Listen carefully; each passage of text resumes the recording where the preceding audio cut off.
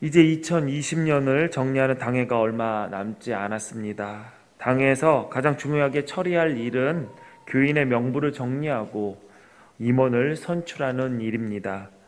올해는 교인 명부를 정리하면서 마음이 좋지 않았습니다. 지금까지 천안기둥교회가 개척되고 10년 동안 기둥교회에서 함께 하나님의 일을 이루고자 하는 인원들이 늘 늘어왔습니다. 그러나 올해는 처음으로 교인의 3분의 1을 정리해야 했습니다. 한 명 전도하는 것이 그렇게 어렵고 그 한 명을 하나님 앞에 바로 서게 하기 위해서는 많은 시간과 기도가 필요한데 정리하는 것은 한순간이구나라는 생각에 너무 속이 상했습니다. 요즘처럼 전도하기 어려운 때가 또 있을까요? 교회에 나와서 함께 예배하자라고 말하려면 수십 번을 생각해야 합니다. 그래서 다음 주로 또 다음 주로 미루게 됩니다. 권면하는 사람뿐만 아니라 권면을 받는 사람도 부담을 갖게 되고 다음 주로 그 다음 주로 또 미루게 됩니다. 속상한 일이지만 힘 빠지진 않습니다. 하나님의 일을 맡은 이 교회의 임원들과 일꾼들은 예전이나 지금이나 이 공동체에 기둥과 같이 서 있기 때문입니다. 그래서 저는 기대하고 있습니다. 불과 4년 전 우리 기둥교회는 30명이 채 되지 않는 일꾼을 통해서 지금의 부흥의 역사를 경험했습니다. 이 역사를 이루신 하나님께서 오늘 우리를 통해서 복음을 전하고 하나님의 뜻을 세우는 일을 계속하시기 때문에 우리는 힘 빠질 이유가 없습니다. 그러므로 우리는 복음의 비밀을 드러내는 하나님의 일꾼이 되었음을 늘 잊지 않고 그렇게 살아가야 합니다. 하나님께서는 두 가지의 도구로 복음을 전하십니다. 그것은 하나님의 말씀인 성경과 하나님의 사람인 교회입니다. 하나님께서 성경을 우리에게 주신 목적은 디모데후서 3장 16절 17절에 나와 있습니다. 모든 성경은 하나님의 감동으로 된 것으로 교훈과 책망과 바르게 함과 의로 교육하기에 유익하니 이는 하나님의 사람으로 온전하게 하며 모든 선한 일을 행할 능력을 갖추게 하려 함이라. 성경은 모든 선한 일을 행할 온전한 하나님의 사람을 세우기 위해서 우리에게 주어졌다라고 이야기합니다. 하나님의 사람을 세우신 목적도 이와 같습니다. 에베소서 4장 11절 12절 말씀을 보면 그가 어떤 사람은 사도로, 어떤 사람은 선지자로, 어떤 사람은 복음 전하는 자로, 어떤 사람은 목사와 교사로 삼으셨으니 이는 성도를 온전하게 하여 봉사의 일을 하게 하며 그리스도의 몸을 세우려 하심이라 라고 했습니다. 하나님께서 각 사람에게 직분을 주시고 세우신 목적도 하나님의 사람을 통해서 하실 일도 성도를 온전하게 하여 그리스도의 몸을 세우려 하시는 것입니다. 우리는 이 두 말씀을 통해서 하나님은 성경과 사람을 도구로 사용하여 모든 선한 일을 하게 하고 그리스도의 몸인 교회를 세우신다라는 것을 알 수 있게 됩니다. 이런 일에는 항상 방해하는 영적 세력이 있습니다. 그렇다면 그 사탄이 이 일을 방해하기 위해서 어떤 방법으로 일하게 될까요? 성경과 사람 이 두 가지 도구 중에 하나만 무너뜨려도 그리스도의 몸인 교회를 무너뜨릴 수 있게 되니 이 둘을 공격하게 될 것입니다. 그래서 성경이 쓰여진 이후부터 지금까지 성경을 하나님의 말씀이 아닌 신화로 인간의 창작물로 격화시켜서 하나님의 말씀의 권위를 무너뜨리는 작업이 역사 속에서 늘 계속되어 왔습니다. 동시에 이 성경을 전하면서 세워야 할 그리스도의 몸을 세워야 할 사람들의 공동체인 교회도 늘 공격을 당해왔습니다. 지금까지 교회 공동체는 성경을 공격하는 사탄의 역사에 대해서 정말 잘 대처해 왔습니다. 이단을 걸러냈고 수많은 성도들이 온전한 복음을 전하기 위해서 목숨을 아끼지 않았습니다. 지금도 하나님의 말씀을 무너뜨리는 시도는 계속되고 있지만 교회는 앞으로도 이 하나님의 말씀을 잘 지켜낼 것입니다. 그런데 이 복음을 전하는 교회 공동체에 대한 공격에는 잘 방어하고 있지 못하는 것 같습니다. 복음을 성경의 진리를 전하는 자로서 합당한 자세를 갖춰야 함에도 불구하고 이런 것들은 성경을 지키는 것만큼 목숨 걸고 있지 않아 보입니다. 그래서 지금 복음 전파의 가장 큰 걸림돌이 되는 것은 성경의 내용이 아니라 말씀을 전달하는 성도와 교회가 되고 있습니다. 제가 목사로 살면서 가장 어려운 것은 설교하는 것이 아닙니다. 물론 설교하는 것, 그것을 준비하는 일은 쉽지 않습니다. 그러나 말씀을 전하는 자로서 합당하지 못하게 살아가는 제 안의 말과 행동이 끊임없이 드러나는 것, 그것과 싸워서 이겨내야 하는 것에 비하면 설교하는 것, 설교 준비하는 것은 아무 일도 아닙니다. 제가 목사로서 말과 행동은 엉망인데 전하는 설교만 아름다우면 누가 이 설교를 통해서 하나님의 은혜를 받았다, 하나님의 말씀을 듣고 하나님의 뜻을 깨달았다 할 수 있겠습니까? 설교의 내용이 들리기도 전에 이미 마음부터 닫고 너나 잘해라 이렇게 하지 않겠습니까? 그래서 많은 그리스도인들이 선택한 방법이 자신의 나약한 모습을 감추는 것입니다. 복음에 어울리지 않는 모습을 감추어서 최대한 들키지 않고 사는 것, 이렇게 살아가는 것이 차라리 복음에 해를 끼치지 않는 삶이다라고 생각을 하게 되는 거죠. 그러나 이것과 어떻게든 복음에 어울리지 않는 나의 모습을 감추고 숨기는 것과 어떻게 하든 부족하지만 한 걸음씩 위의 것을 바라보면서 오늘도 벽돌 한 장 쌓는다, 나는 올려놓는다라는 심정으로 하나님이 거하실 저소인 성전을 세워져 가는 삶을 사는 것은 분명히 다릅니다. 우리는 전자를 위선이라고 하고 후자를 성숙이라고 이야기합니다. 사탄이 교회를 효과적으로 공격하는 방법 중에 하나는 성도들로 하여금 성숙을 이루고자 하는 그 마음 자체를 갖지 못하게 하는 것이죠. 실제로 이 사탄의 전략은 매우 성공적입니다. 많은 그리스도인들이 거룩한 사명을 부담으로만 느낍니다. 물론 그 부담이 없을 수는 없죠. 그래서 우리는 거룩한 부담감이라고 얘기도 합니다. 근데 부담을 갖게 해서 이것에서 도망치게 하려고 합니다. 꼭 해야 하는 것이 아니라 하면 좋고 안 해도 상관없는 선택의 자리에 이 사명을 놓게 해서 온전하게 하시려는 하나님의 목적에 다다르지 못하게 하고 있습니다. 말씀을 통해서 하나님의 사람을 온전하게 하여 그리스도의 몸인 교회를 세우는 것이 하나님의 비전인데, 우리는 말씀을 받고 교회에 나오고 교인으로 소속되어 있지만 그리스도의 몸으로 온전해지는 것을 미루고 있고 복음의 역사를 그로써 막고 있는 것이죠. 토저는 이런 말을 했습니다. 교회의 첫 번째 사명은 땅끝까지 복음을 전하는 일로 알고 있는데 그것은 잘못되었다.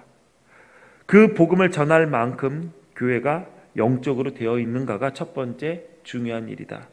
쇠퇴하고 변질된 복음을 이방 나라에 전하는 것은 그리스도의 명령을 성취하는 것이 아니기 때문이다. 맞습니다. 우리가 복음을 전하는 것에 앞서서 먼저 해야 할 일이 있습니다. 그것은 바로 우리가 주님을 제대로 알아야 합니다. 예수님을 잘 안다, 제대로 안다라는 것은 어쩌면 우리 삶에 가장 예수님을 닮은 모습으로 드러나게 되어 있습니다. 예수님의 명령은 바른 복음을 알고 살고 전하는 것이지 기독교인이라는 신분을 가지고 교인이라는 소속감을 가지고 그렇게 살아가는 것이 주님의 명령을 수행하는 것이다? 아닙니다. 그렇지 않습니다. 이것은 복음을 전하는 일에, 주님의 명령을 수행하는 일에 아무짝에도 쓸데없는 껍데기에 불과한 것입니다. 여러분, 우리는 복음을 맡은 자이고 복음을 전하는 자입니다.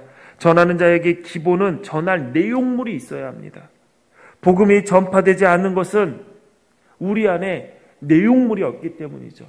우리는 그 내용물을 영성이라고 합니다. 영성이 없으면 개인이든 공동체이든 다 연기하는 것에 불과합니다. 내가 주님께 받은 것이 없고 체험한 것이 없는데 무엇을 전하고 있습니까? 만약에 전한다면 그 전하는 것은 무엇입니까? 저는 음식점에 가서 지금까지 못 먹어본 메뉴가 있으면 주문을 받들어 온 종업원에게 꼭 물어봅니다. 여기 뭐가 맛있어요? 그러면 대부분 다 이렇게 대답합니다. 다 맛있어요. 그럼 저는 다시 물어보죠. 다 맛있는 건 알겠는데 여기서 드셔보신 것 중에서 어떤 게 가장 맛있나요? 여기서 연기자와 경험자가 드러납니다. 연기자는 더 이상 할 말이 없기 때문에 계속 다 맛있다고만 얘기합니다. 그러나 경험자는 다 맛있지만 제가 먹어본 이것이 제일 좋았습니다 라고 얘기를 합니다. 누군가 우리에게 묻죠. 예수 믿으면 뭐가 좋아요? 다 좋아요. 물론 다 좋습니다. 진짜 좋은 것을 경험한 성도는 그 뒤에 이어나갈 말이 있죠. 그러나 어디서 좋다고만 들었던 사람들은 그 뒤로 계속 연기해야 합니다. 그러나 그 연기는 들킵니다. 그러면은 내가 연기하고 남이 들었던 이야기들을 전달하는 것에 그친다면 그 전달받는 사람은 무슨 은혜가 있고 무슨 감독이 있어서 예수님을 알고 싶어 하겠습니까? 그러므로 우리는 이미 우리에게 허락하신 하나님의 은혜를 깊게 누리려고 해야 합니다. 깨달아야 합니다. 왜냐하면 은혜는 은혜를 깨닫고자 하는 자에게 더 풍성하게 허락되기 때문입니다. 바울은 에베소서 3장 8절 9절에 하나님께서 자신에게 은혜를 주신 이유를 이렇게 설명하고 있습니다.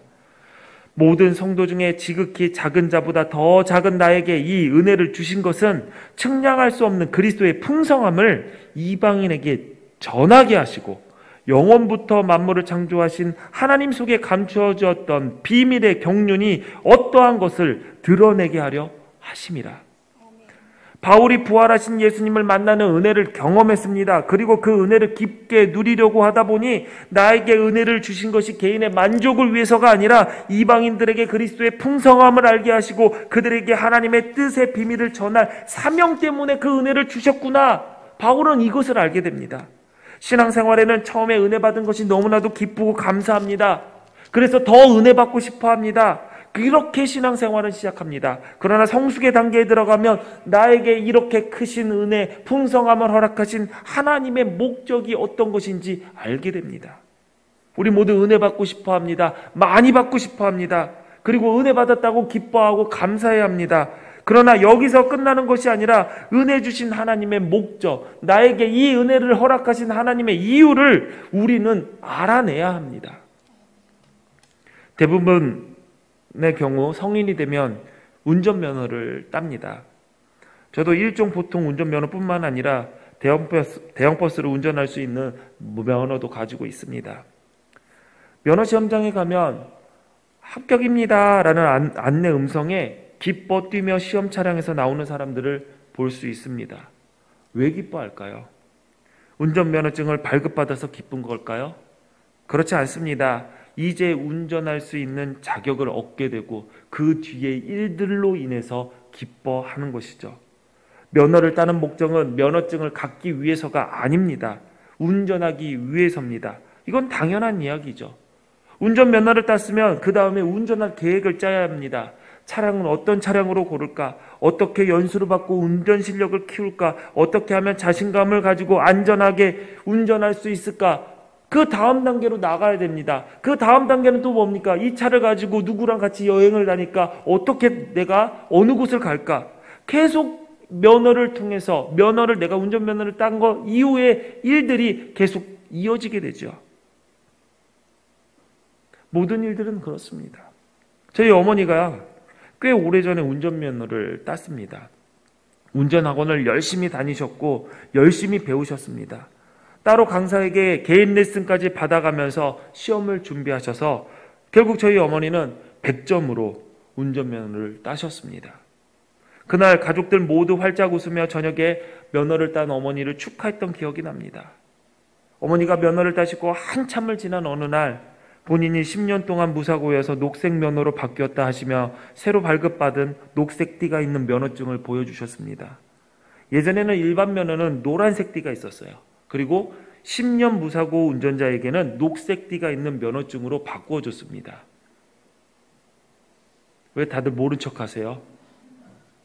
다 알면서 왜 저만 오래된 사람처럼. 당시 녹색 면허증은 그러니까 안전하게 운전해서 진정한 운전 실력을 인정받은 운전자만 가질 수 있는 면허였기 때문에 자랑거리였어요. 딱 끊으면 녹색 면허면은 10년 무사고시네요. 다 알았습니다. 자랑거리였죠. 그런데 저희 어머니가 녹색 면허를 딱 따신 거죠. 녹색 면허로 바뀌어진 거죠. 근데 자랑할 수가 없었습니다. 왜냐하면 면허를 따시고 10년 동안 운전한 적이 없었기 때문이죠. 당연히 사고가 날 수가 없었고 자연스럽게 면허색이 노란색에서 녹색으로 바뀌었을 뿐입니다. 그 이상도 그 이하도 아니었죠. 사랑하는 성도 여러분, 우리의 신앙생활은 어떻습니까? 정말 여러분이 받은 은혜가 자랑스럽나요? 하나님의 복음의 비밀을 깨달은 자로서의 자부심이 있나요? 만약 받은 은혜와 복음이 자랑스럽지 않다면, 자랑할 거리가 못 된다면 그것은 우리가 복음의 능력으로 살지 않았고 은혜 받은 목적을 이루고 있지 못하기 때문일 것이 아닐까요? 여러분, 지금 기둥교회 교인인 것이 자랑스럽습니까? 이 질문하면 여러분 이렇게 조용히 계실 줄 알았습니다. 다시 한번 해봐야지. 여러분이 지금 기둥교회 교인인 것이 자랑스럽습니까? 네. 이렇게 갑자기 커지면 또 짠 것 같잖아요. 여러분, 왜 자랑스러운지, 왜 자랑스럽지 않은지 다시 한번 생각해 봐야 됩니다. 우리를 교회로 세우신 목적을 우리가 잘 감당하고 있을 때 내가 기둥교회 교인인 것은 우리의 자랑거리가 될 것입니다. 내가 뭘 가졌다, 뭐를 이루었다, 내가 이렇게 성공을 했다, 이런 거 자랑하면 교만해 보이고 밥맛 떨어집니다. 그러나 우리 공동체가 복음의 능력으로 살아가면서 사명 감당했다라는 것을 자랑하면 그것은 또 다른 은혜가 됩니다. 그러므로 우리는 다시 한번 우리가 받은 은혜의 목적, 우리 교회 공동체에 해야 할 일에 대해서 마음에 새겨야 됩니다. 지금까지 우리는 에베소서를 통해서 교회는 성령이 하나 되게 하신 것을 힘써 지키며 하나님이 거하시는 처소로 함께 지어져 간다라고 배웠습니다. 오늘 본문은 또 하나의 하나님의 일들을 가르치고 있습니다. 우리 본문 10절, 11절 말씀 함께 봉독합니다. 시작. 이는 이제 교회로 말미암아 하늘에 있는 통치자들과 권세들에게 하나님의 각종 지혜를 알게 하려 하심이니 곧 영원부터 우리 주 그리스도 예수 안에서 예정하신 뜻대로 하신 것이라. 아멘. 아멘. 성도에게 은혜를 주셔서 하나님 속에 감추어졌던 비밀을 깨닫게 하시고 구원하셔서 그 이후에 뭡니까? 그리스도의 몸인 교회를 통하여 이 세상에 하나님의 각종 지혜와 뜻을 알게끔 하시는 겁니다. 이것이 바로 우리를 교회로 모으신 하나님의 목적입니다. 그러므로 교회는 세상을 향해서 우리를 보라, 그러면 하나님의 지혜를, 하나님의 뜻을, 하나님의 경륜을 알게 될 것이다 라고 선포할 수 있어야 합니다. 사도 바울은 다메섹에서 부활하신 주님을 만나본 후로 복음의 일꾼이라는 자기의 정체성을 한 번도 잊은 적이 없습니다. 그는 하나님의 헤아릴 수 없는 부요함과 하나님 속에 감추어졌던 그 비밀스러운 경륜을 사람들에게 알리기 위해서 앞에 닥쳐오는 고난의 자리에도 마다하지 않았습니다. 그는 그리스도의 손과 발이 되는 것을, 그리스도의 복음의 도구가 되는 것을 인생의 목적으로 자신의 소원으로 삼고 살았습니다. 내가 그리스도와 함께 십자가에 못 박혔나니 그런즉 이제는 내가 사는 것이 아니요 오직 내 안에 그리스도께서 사시는 것이라. 이제 내가 육체 가운데 사는 것은 나를 사랑하사 나를 위하여 자기 자신을 버리신 하나님의 아들을 믿는 믿음 안에서 사는 것이라. 믿음 안에서 사는 삶은 내가 사는 것이 아니라 내 안에 사시는 그리스도로 살아가는 것입니다. 그러므로 누구보다도 우리 주변 사람들이, 우리의 주위의 사람들이 우리의 변화를 먼저 알아차릴 수밖에 없습니다. 내게 아는 정초로는 그렇지 않은데, 그때 우리는 이렇게 얘기할 수 있어야죠. 나를 봐라. 그러면 그리스도를 보게 될 것이다. 봐라. 우리 교회를 봐라. 그러면 하나님께서 통치하시는 그 나라의 풍성함을, 영광을 보게 될 것이다. 교회는 하나님이 통치하시는 삶의 아름다움을 세상 사람들에게 드러내는 공동체입니다. 교회의 직무는 이래서 중요한 것입니다. 에베소서는 교회를 가리켜 그리스도의 몸이라고 했습니다. 몸은 유기체입니다. 유기적이다라는 의미는 구성 요소가 서로 긴밀하게 연결되어서 떼어낼 수 없는 것을 유기적이다라고 말합니다. 이런 유기체의 특징은 서로에게 영향을 주는 것이죠. 고통받는 다른 지체를 위해서 몸을 움츠리고 그 고통을 벗어나기 위해서 온몸이 다 움직입니다. 필요한 다른 지체에게 생명에 필요한 산소와 양분을 보내죠. 자신의 살을 깎아서라도, 자신의 몸을 축소해서라도 모자란 그 부분에 양분을 보냅니다. 교회가 그리스도의 몸이자 유기체라면 교회 구성원들은 서로를 위해서 자신의 목을 덜어낼 줄 아는 공동체가 되어야 하죠. 어느 지체가 아파하면 그냥 물끄러미 바라보는 것이 아니라 손이 불에 대서 뜨거워하면서 온몸이 움츠리듯이 한 사람의 아픔에, 한 지체의 아픔에 모든 공동체가 움츠릴 수 있어야 되고 그곳에 벗어날 수 있게 함께 움직일 수 있는 것이 바로 교회 공동체고 그리스도의 몸입니다. 오늘 말씀 전에 우리가 함께 불렀던 찬양 기억하십시오. 사랑의 나눔 있는 곳에 하나님께서 계시도다. 단순하지만 너무나도 아름다운 노래죠. 진리가 담긴 노래입니다. 나눔이 있는 곳에, 유기적으로 내가 나의 몫을 덜어주는 그곳에 하나님께서 계시도다. 그렇죠. 그곳에 하나님이 계십니다. 그러므로 교회는 그리스도의 몸으로 함께 사는 삶을 연습하는 곳이고, 교회는 우리가 장차 온전하게 누릴 천국의 삶을 부분적으로 누리고 연습하는 곳입니다. 그러면서 그렇기 때문에 교회 삶에서, 교회 생활에서, 신앙생활에서 이 공동체의 삶을 제대로 누리지 못하면서 내가 천국 가서 하나님의 사랑을 누리겠다, 그 영광을, 그 풍성함을 누리겠다, 못 누립니다. 누려본 적이 없기 때문에, 해본 적이 없기 때문에 뭔지도 모르죠. 그래서 하나님께서는 늘 교회를 통해서 하나님의 나라를 가르치시고 드러내려고 하신 겁니다. 여러분 천국 가서 정말 하나님의 영광 속에서 온전한 평강을 누리시기 원하신다면 이곳에서 조그마한 하나님의 나라, 부분적인 천국, 이 교회 공동체에서 천국을 누릴 수 있어야 됩니다. 먼저 누릴 수 있어야지 여러분 천국에서 온전하게 누릴 수 있게 되는 것이죠. 구원이라는 건 그런 것입니다. 신앙생활에서 가장 중요한 것은 함께하는 삶입니다.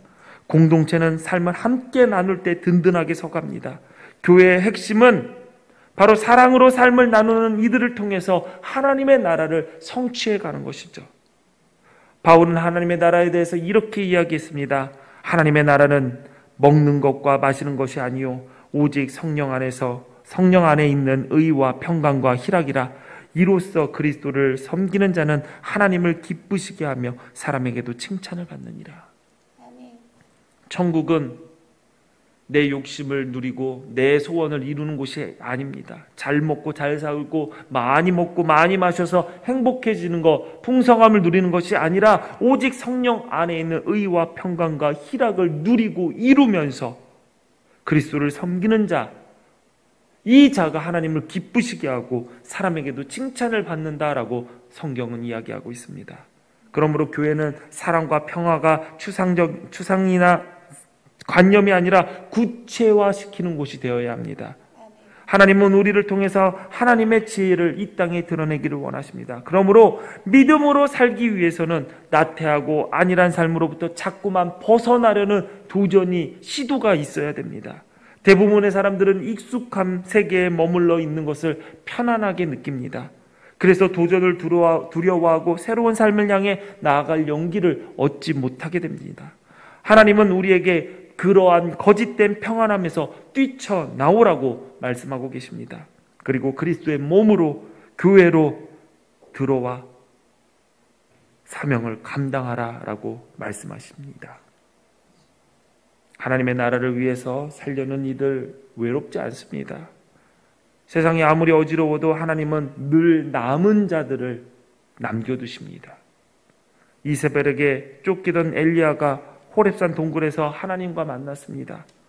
내가 왜 여기에 있느냐라는 하나님의 물음에 엘리야는 서운한 마음에 자기 처지를 하소연합니다. 하나님, 이스라엘 자손들이 모두 다 하나님과의 언약을 버리고 주님의 제단을 다 헐어버렸습니다. 그리고 주님의 선지자들을 다 죽였습니다. 남은 자는 저 하나뿐입니다. 그런데 그들은 저 하나 남은 나마저도 저마저도 죽이려고 혈안이 되어 있습니다. 이 이야기를 들으신 하나님께서 엘리야에게 이렇게 말씀하십니다. 어떻게 얘기했을까요? 걱정 마, 내가 도와줄게. 내가 너를 담대해. 내가 너와 함께 할 거야. 내가 너를 지켜줄 거야. 그런 말씀을 해야 될 것 같은데 다메섹에 가라. 하사엘에게 기름을 부어서 아람의 왕이 되게 해라. 예후에게 가라. 기름을 부어 그를 이스라엘의 왕으로 삼아라. 엘리사에게 기름을 부어서 선지자로 세워라. 엘리야가 화가 날 만하죠. 하나님, 지금 상황이 어떤지 모르십니까? 지금 제가 한 얘기 들으시기나 한 겁니까? 지금 잘못하면, 까딱 잘못하면 바로 죽습니다. 그런데 한 가지 일도 아니라 지금 이 일을 다 하라고요? 내가 그 일을 하러 나갔다가는, 이 동굴에서 나갔다가는 바로 죽을 수도 있는데 어떻게 나갑니까? 물론 그렇게 얘기했으면 하나님께 혼났겠죠. 그러나 그러한 마음은 분명히 가질 수가 있을 겁니다. 이러한 상황에서 하나님께서 엘리야에게 이렇게 얘기하십니다. 내가 바알에게 무릎 꿇지 않고 입 맞추지 않은 선지자를 7,000명이나 남겨두었다.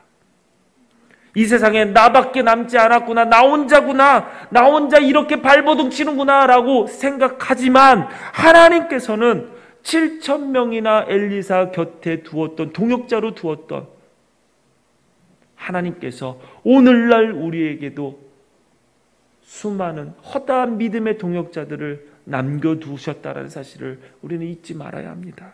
아멘. 나 혼자 신앙생활한다? 나 혼자 이렇게 아둥바둥한다? 그거는 하나님을 무시하는 교만함입니다. 우리 눈에 보이지 않는다고 없나요? 그렇지 않죠. 세상에는 하나님의 일을 하는 일꾼들을 너무나도 많이 남겨놓으셨습니다. 우리가 하나님의 계획을 어떻게 다 알겠습니까? 절망하는 것이야말로, 주저앉는 것이야말로 하나님을 가장 무시하는 것입니다. 텅텅 빈 교회, 빠져나간 교인들, 이렇게 허무하구나. 여러분, 그런 생각하지 마십시오. 우리가 하나님의 계획을 어떻게 다 압니까? 우리를, 이 남긴 자들을 통해서 하나님이 어떠한 일을 하실지 우리가 어떻게 어떻게 알 수 있습니까? 그러므로 여러분, 기대하십시오. 지금의 상황을 보고 기대할 수 없다라고 얘기하는 것 자체가 하나님을 무시하는 것입니다. 그건 교만한 것이죠. 다시 한번 이 땅에, 이 교회를 통해서, 하나님 나라의 공동체를 통해서 하나님은 하나님의 영광을 드러내실 것입니다. 우리를 도구로 사용하실 것입니다. 이를 위해서 준비하고 기도하시고 기대하시며 더욱더 그리스도의 몸된 지체로서 더 유기적으로 그리스도와 하나 되시기를 바랍니다. 아멘. 여러분, 복음의 비밀을 전파하며 살아가는 너와 내가 모여 우리가 될 때 우리는 쉽게 절망하지 않습니다. 전도서 기자가 공동체의 아름다움을 이렇게 노래했죠. 전도서 4장 9절부터 12절에 두 사람이 한 사람보다 나음은 그들이 수고함으로 좋은 상을 얻을 것임이라. 혹시 그들이 넘어지면 하나가 그 동물을 붙들어 일으키려니와 홀로 있어 넘어지고 붙들어 일으킬 자가 없는 자에게는 화가 있으리라. 또 두 사람이 함께 누우면 따뜻하거니와 한 사람이면 어찌 따뜻하랴. 한 사람이면 패하겠거니와 두 사람이면 맞설 수 있나니 세 겹줄은 쉽게 끊어지지 아니하니라. 여러분, 이 말 모르는 사람이 어디 있어요? 그런데 우리는 다 알면서 왜 아는 것이 힘이 될 수 없을까요? 아는 것으로 그쳐서죠. 여러분, 바울은 에베소서를 통해서 교회의 연합을 강조하고 성령께서 하나 되게 하신 것을 힘써 지키라고 강력하게 요청한 것은 세 겹줄은 쉽게 끊어지지 않고 두 사람이면 쉽게 패하지 않고 한 사람보다 두 사람이 더 따뜻하기 때문입니다. 하나님은 우리에게, 세상 사람들은 물론 하나님께서 창조하신 만물을 향해 자랑스럽게 내세울 수 있는 교회의 공동체가 되라고 도전하십니다. 성령의 능력을 의지하며 주께서 일하심을 기대하며 우리는 선포해야 합니다. 보라, 우리를 보라. 그러면 그리스도의 풍성함을, 영광을, 그 속에 감추어진 보화를 알게 되리라. 기도하겠습니다. 전능하신 하나님, 감사합니다. 우리에게 은혜를 주신 이유, 복음 전파의 사명을 맡기시고 교회에 속하게 하신 이유를 알게 하시니 감사합니다. 우리에게 허락하신 분의 마음을 헤아릴 수 있는 지혜를 주시고 그리스도의 몸인 이 공동체 속에서 하나님의 지혜와 영광과 복음의 비밀을 밝히는 일을 잘 감당하게 하옵소서. 나태함으로 주저앉았던 자리에서 박차고 일어나 예수님을 따르게 하시고 하나님 마음에 드는 기둥교회 공동체를 위하여 주님과 함께 일하게 하소서. 예배 시간에 예물 드립니다. 이 모든 것이 내 것이 아니라 하나님께서 우리에게 맡기신 것임을 기억하게 하시니 감사합니다. 또한 우리에게 허락하셔서 주님의 일을 위해 사용할 수 있도록 우리에게 기회 주셔서 감사합니다. 우리의 주인 되신 주님, 이 시간 새로운 결단과 감사의 마음을 담아 예물을 드립니다. 기쁘게 받아 주옵소서. 예물을 드림이 염려와 욕심 속에서 살아온 우리가 그 어두움에서 벗어나 주님을 붙잡는 훈련이 되게 하여 주시고 이 예물을 통하여서 우리가 하나님의 비밀스러운 경륜이 어떠한지 이 땅에 보이는 교회로 설 수 있도록 하나님 함께하여 주옵소서. 예수님 이름으로 기도합니다. 아멘.